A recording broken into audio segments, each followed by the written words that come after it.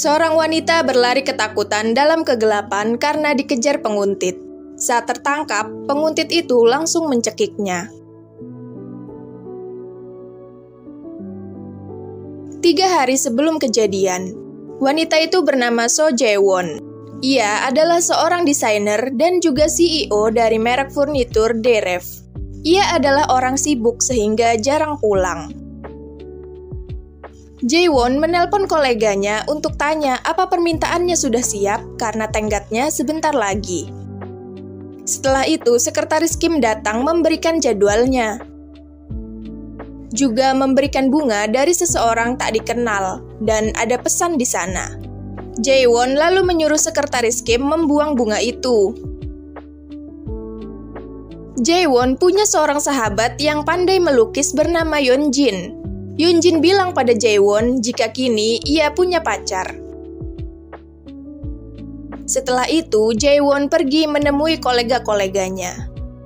Jae-won punya seorang anak bernama Arin dan suaminya bernama Son-young. Mereka ada di rumah ayah Jae-won untuk merayakan ulang tahun ayahnya. Dan karena sibuk, Jae-won tak bisa datang. Bagi Jae-won, keluarga, sahabat, dan rekan kerjanya adalah kekuatan pendorong yang membuatnya sukses. Tiba-tiba, sebuah mobil berhenti mendadak dan mengagetkannya. Lalu, sekretaris Kim bilang ada masalah di kantor. Saat Jae-won tiba, ia menemui Theo. Theo adalah rekannya yang mendesain furnitur elektronik termasuk kamera kayu. Theo meminta agar Jae-won menunda perilisan kamera itu karena belum sempurna, meski tanggalnya sudah ditetapkan. Dan Jae-won pun setuju karena ia juga desainer. Setelah itu, Theo pamit kencan. Saat semua pegawai pulang, seseorang datang dan menjatuhkan lemari penghargaan Deref. Jae-won keluar lalu memeriksa. Penguntit itu mengirim pesan, dan Jae-won terkejut. Saat ia menelpon nomor darurat, penguntit itu keluar dan langsung mengejarnya. Jae-won berlari kencang lalu masuk ke ruangan dan menguncinya. Jae-won berusaha menelpon namun tak bisa. Ia panik dan ketakutan. Penguntit itu merusak pintu dan membobolnya.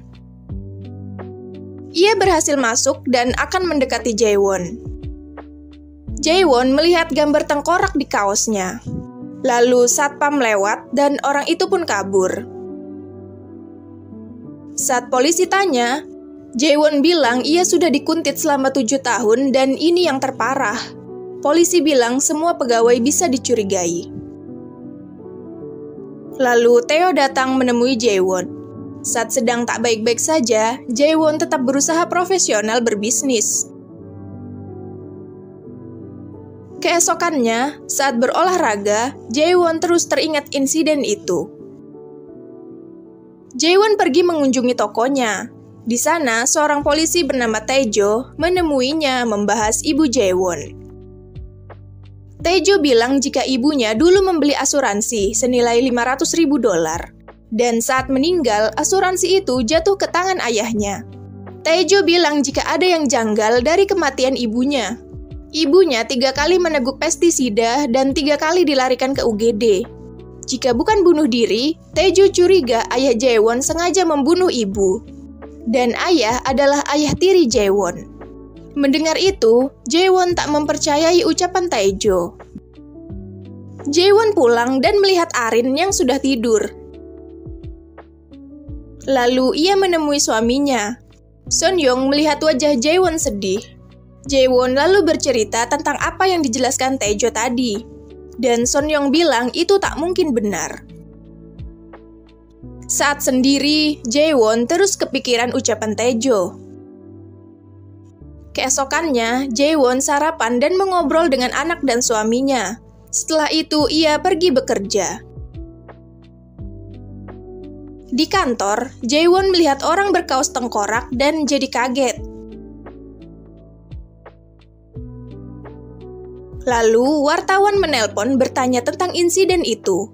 Jaewon bilang tak terjadi apa-apa di kantornya. Ia lalu meminta sekretaris mencabut laporan polisi karena tak ingin merusak citra perusahaannya. Di ruangannya, Jaewon berusaha mencari bukti, lalu menemukan karcis parkir. Ia pun bilang pada penjaga jika barangnya tertinggal di mobil.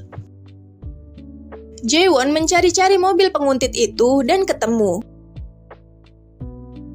Di dalamnya, ia menemukan kaos bergambar tengkorak kemarin. Setelah itu, ia pun mengembalikan kuncinya. Dan ternyata mobil itu milik rekannya Theo. Dan itu membuat Jaewon terkejut dan tak habis pikir. Saat Jaewon menelpon, Theo bilang ia sedang bekerja. Jaewon menghubungi suaminya namun tak bisa. Dan Bibi bilang Sonyeong ke gym. Saat Jaewon datang, pegawai gym bilang Sonyeong tak ada di sini. Jaewon lalu pulang dan melihat ponsel Sonyeong ditinggal di rumah. Saat diperiksa, tak ada satupun foto Jaewon di sana. Lalu ada pesan masuk, dan membuat Jaewon curiga. Jaewon ingat, lalu meminta pegawainya melacak jam pintar suaminya. Dan lokasinya ada di gym tadi. Jaewon pun kaget. Saat Jaewon mengintai, Yeonjin menelponnya. Lalu suaminya keluar dengan penampilan yang keren. Setelah itu, seorang wanita menghampiri suaminya, dan wanita itu adalah Yeonjin. Jaewon terkejut dan tak percaya melihatnya. Saat presentasi, Jaewon jadi tak fokus karena teringat perselingkuhan suami dan sahabatnya. Saat Theo mendekat, Jaewon berusaha menghindarinya. Jaewon sedih dan terluka saat tahu ia dikhianati orang-orang yang ia sayangi.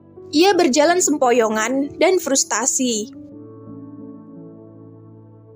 Setelah itu, si penguntit mengirim pesan.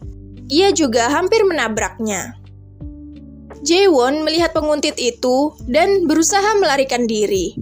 Penguntit itu terus mengejarnya. Saat Jaewon terpojok, penguntit itu mencekik lalu menjatuhkan Jaewon ke sungai. Tim SAR menyisir lokasi dan berhasil menemukan Jaewon. Lalu Jaewon dilarikan ke rumah sakit. Theo, Sonyeong, dan ayahnya datang ke sana. Saat Jaewon membuka mata, ia melihat para pengkhianat di hadapannya.